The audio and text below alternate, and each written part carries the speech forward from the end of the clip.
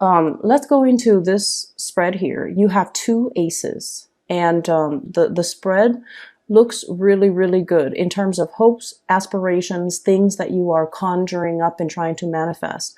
So what I have here is the Ace of Cups, and I know this is a very non-traditional deck, but I feel like the black and white might be appropriate for you.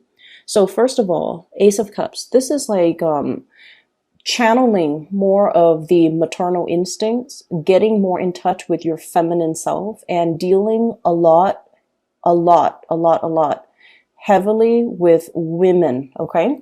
And there's nothing wrong with that. It's just Aquarius is a very masculine sign, okay? And a lot of the times you kind of downplay that more, the more feminine, what we attribute to be more feminine qualities, okay? Like making the emotional connections, being nurturing, being caring, being emotionally available, as well as revealing our deepest, darkest needs, desires, and making ourselves feel vulnerable so that we can have that emotional connection with other people. So what I do feel coming through is this is a week where it's going to require a lot more of your intuition. Okay, so like I said before, you're on this unicorn. It's a magical journey through the skies.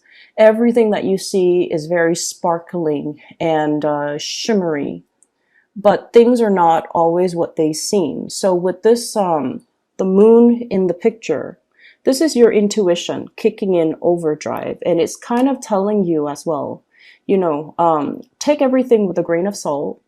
Don't look at what you're seeing, but rather listen to your intuition about what you're feeling.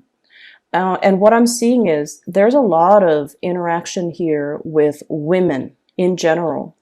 And I honestly feel like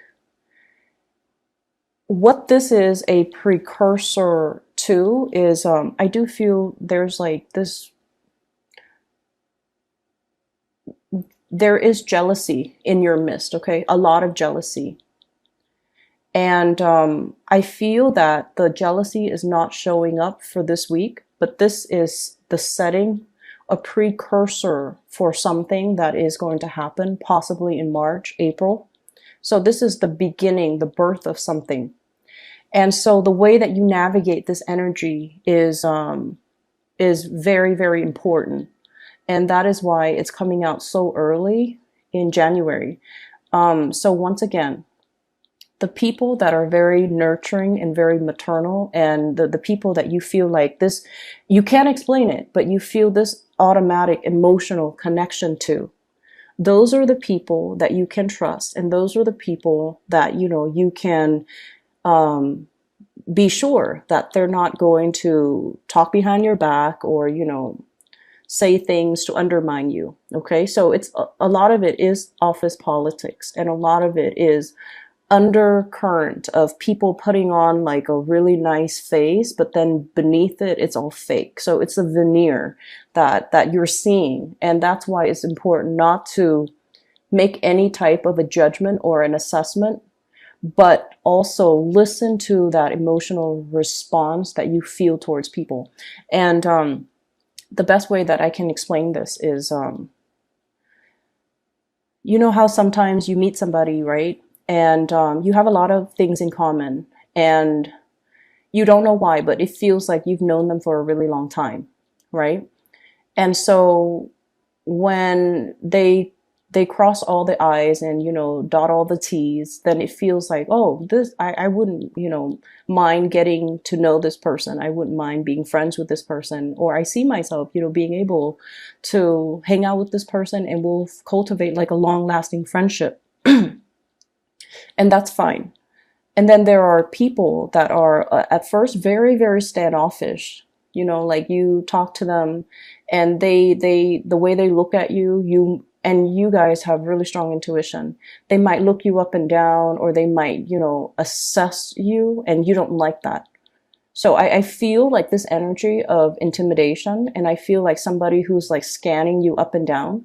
And I don't feel it's a love interest that's eyeing you. I feel like it's somebody who is potentially very jealous of you. eyeing you kind of up and down and trying to put a label on you, trying to get it into their narrow-mindedness that, oh, this is the person that the Aquarius is, you know, trying to put labels on you, trying to compartmentalize you. And so that's what I feel is happening. And I feel like they're not bad people, but the way that they do it, it's almost, it's very, they feel like they're being discreet, but your intuition is so sharp that you catch all the nuances, and your intuition is so sharp and so, you know, honed in that you catch them kind of looking at you out of the corner of their eyes. And so it's annoying. It's annoying. But once again, I don't feel like they're bad people. I don't feel that at all. And I feel like that's why you shouldn't say, oh, you know, I caught her or him looking at me, you know, kind of like with the side eye. They must be really envious or they must be really, really bad people. I don't get that. I just feel like things could potentially flip where the people that you feel this really strong connection to, they might over time be very jealous and very emotionally needy, whereas the ones that are, you know, whereas the ones that are trying to label you or compartmentalize you, they might be the ones that you can actually confide in. So I just feel like it's a really important week for you to look at things, but don't make any solid assessment. Don't jump to conclusions, and let it roll off your back. Okay. I don't see negativity. I don't see people coming to you and, you know, saying hurtful or mean things or talking about you or gossips or rumors. I just feel like you're in a new environment. You're making huge waves in a really positive way.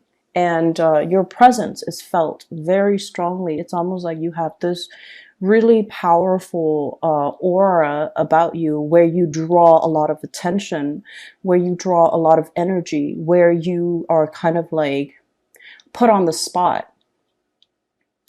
And, you know, with a lot of visibility, it can always be good or bad. So it's just important to just bask in it and, you know, not give it too much credence. And especially when you're dealing with people, meeting people, try not to make those initial assessments about people, because there is a major switcheroo within the next few months, and you're going to realize, you know, oh, I was wrong. And especially don't confide in people too early on. Okay. Don't confide in people. Smile, put on a brave face, and, you know, go about your business. Don't confide in too many people. So that's the first thing. The other thing that I'm feeling is I do sense many of you really need to watch your spending. I felt this in the last reading that I did for the end of December, and you know, that was the Christmas season, so people are prone to overspending. But I feel like this is something that you're carrying over into the new year, and this is not a good energy. So you want to curb your spending, you want to be a little bit cautious, and you want to make sure you settle for a good deal. So that means be careful about impulse buying, be careful about like getting frustrated. It's almost like you need something, you need this one item, and you go to different stores and you're not able to get it, and you're frustrated, and you're just like, I'm just gonna buy it even though the price is marked up, or even though it's a little bit outside of my price range or the price range that I prefer to spend for this item, so I'm just gonna get it. And then a few weeks later you find it for, you know, a discounted price. So be careful about that sense of impatience. If you absolutely need it, that's fine. But if you don't need it, if it's just something that is decorative, if it's just something that is frivolous, just be careful about that. Okay, so I feel like you're very conscientious about rebuilding your financial wealth, and you're conscientious about a lot more conscientious about how much you're spending, and you know, you're trying to curtail the spending. Okay, which is all good. What I'm also feeling as well is I get the sense that somebody's light is very, very, very bright, and it can be it can be like blinding to look at. That's what I was feeling. For some of you, this could be, honestly, I feel like there's somebody that's like the star in your eyes. And there's somebody that's almost like you're very drawn into their orbit. It's almost like the earth revolving around the sun. You're, it's almost like your world revolves around this person. For some of you, it could be a child, because we literally have here the Ace of Cups. This is brand new love. This is something that is very sacred, and this is something that is very precious, and you spend all of your time catering to this person. It's very pure, um, unconditional love. You know, you really care about this person, and they demand a lot of attention. Children do. And so this is like the focal point. I feel like, you know, your world revolves around this person. For some of you, it could be a child. For others, this is the emergence of a new love, okay? So Ace of Cups, brand new, something that is newly in the picture. And I feel many of you, you have been blocking it. Not if you're a mother, but for others of you, I feel like if it's somebody that you really, really, really like, and it's a romantic interest, I feel like you have been blocking it. You have been like actively blocking it. Oh no, I'm not in love. You know, oh no, the person has flaws, or oh no, I'm not feeling that 100%. You have been blocking it. You have been making excuses. You have been kind of like playing this role of, I'm too cool to love this person, or, you know, playing the role of being aloof or being detached, and even undermining, you know, oh, they don't mean that much to me. You know, I can live without them. I don't need to like talk to them all the time. I don't need to text them all the time. So I feel like you've been kind of deceiving yourself about how much this person means to you. That's what it feels like to me. And this is sort of like, you know, being in kind of denial about it. But, you know, the person is ultimately blocking out the light of the sun. So somebody means a lot to you. And I feel like this is the week where the emotions kind of wash over you. The emotions kind of wash over you. You're allowing yourself to feel. You're allowing yourself to just like sit with the emotions, to process, but also to admit to yourself, this is exactly what I'm feeling. And these are the emotions that I'm feeling towards this person. And I'm not going to deny it anymore, nor am I going to, you know, undermine or underestimate their importance in my life. So I feel like you're coming to the realization that you really love something, you really love somebody, that you really, really, that you haven't been truthful and honest with how you felt in the past. But this is the week where it hits you on a very deep core level about the depth and the strength of your feelings towards somebody, towards a thing, or towards a person. For some of you, honestly, I feel like it could be work. You're learning something new, and the process can make you feel very impatient, okay?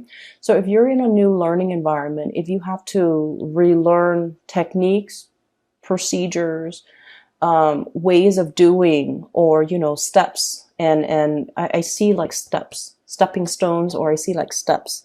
If you've had to learn something, it can feel a little bit frustrating, I'm not going to lie. And I feel like they're giving you information that you already know, that you've already, it's almost like reinventing the wheel. You've already done it. You've already been there, done that, moving on. And I feel like the pace of it is very slow. So it's really going to, it's going to be a little bit aggravating. So you have to learn to be patient. You have to also learn to, you know, just come to the realization that everything will come and happen in due time. There's no use in rushing it. Okay. And then if you're learning this along with other people, you also have to understand that honestly, other people might not make connections as fast as you do. And so they might need information to be repeated. They might need information to be reiterated so that they can absorb the information. Your mind works a mile a minute, and other people don't have that luxury. Other people need to process. They need time to really let it sink in. So slowing it down, it's not all about you, unfortunately. It's not all about the Aquarius and how they learn. If it's a group environment, the training, the learning process has to be fair for everybody. So keeping that in mind, keeping that sense of objectivity that, other people are not as fast as me, other people are not going to absorb the information as well as I do. So I kind of need to slow down too for their sake. So that's what I feel needs to happen. So paradigm shift, okay? Looking at things outside of ourselves and realizing that maybe this is catered towards people that are a little bit on the slower end. They need that extra practice to absorb the information. Okay. So I'm not going to dwell too much on that. I just feel like it just wouldn't do anything at the end of the day if you're impatient and if you're frustrated. It just doesn't serve any purpose because you're still going to have to sit there. You're still going to have to go through the training. You're still going to have to endure it. So you can be, pissed off, or you can just learn to let it wash off you. Okay. So spending, training, I feel like there's a new love. There is a person here that is going to be really significant. And I feel, well, what we have here, first of all, this is the King of Wands and fire sign. So Sagittarius, Aries, or Leo. This is somebody who has overcome really, really insane odds, okay? So I see somebody who is in a position of power or prestige, okay? And I feel like they could be very, very young for their age, okay? So it could be somebody who is an executive in the place that you're working at, who's a director, and they're very, very young. So it's somebody who's like, and you look at them in awe and you're just like, how did you get here? How did that happen? And it's somebody who's very courageous. And I feel like they have a good sense of intuition. They're daring, they're adventurous, they're brave. They take risks, calculated risks, but they are also very dignified. So I feel like this might be a person that that really captures your imagination, that you're very much in awe by, okay? And I also feel as well, they have really, really high expectations. It's almost like they're very hard on themselves. They're very hard on other people. And the way to deal with fire signs in general is if they're talking a mile a minute, or if they're giving you a lot of assignments, okay, if like they have unrealistic expectations, the best way to deal with fire energy is to be very direct. Okay, you don't have to say it in a undermining way, but you can just say like, I've never done this before, so let me try to figure it out. It might take me a little bit longer, but I will try to figure it out. And so if I could have a little bit more time, it would be really helpful. That way I can do it right. So you have to be a little bit crafty about how you say things. And you have to be crafty about asking for more time if you feel you need more time. You guys have a very good assessment when it comes to your capabilities. You are very realistic when it comes to your capabilities. You have a pretty good estimate as to how long it's going to take you to do certain things. And you have a pretty good grasp on what your capabilities are. And so if you phrase it that way, it's going to be a huge load off your back so that you're not, stressed out, and you're not, I guess, like, putting a lot of unnecessary pressure on yourself. Okay. So, and doing so, communicating your needs. It's going to be, it's going to allow the other person to understand where you're coming from, but also I feel like it's going to make a very good impression on the other person that you admire, that has, although they have unrealistic expectations and they expect perfection. I feel like if you're candid and if you're honest, it means a lot to them. So, you know, they value that honesty. So just tell them, I've never done this before, so it might take me a little bit longer. And just so I don't cut corners, or just so I can do a thorough job the first time, I feel like I would need a little bit more time to complete the task. Saying it like that would actually, you know, alleviate a lot of the tension, okay? So I see this element here about learning, possibly hitting as well, a learning curve. It's not anything that you can't overcome, but I definitely feel like, you know, it's like been there, done that, let's move on to the next thing. But I feel like they're laying the foundation and the groundwork for you, because things are going to get harder progressively. Okay, so like there is a learning curve that's in the picture, and that's why they're starting out with things on very slowly, building that foundation of knowledge before they can thrust you into harder things. So that's why you need to be mentally present even at the very beginning, so that you can, it's like knowledge builds on itself, so you can't skip these steps. Okay, so that it's a little bit aggravating, but you need to be mentally present. Okay, the other thing that is coming up in the picture here is I have a person from the past, blast from the past here,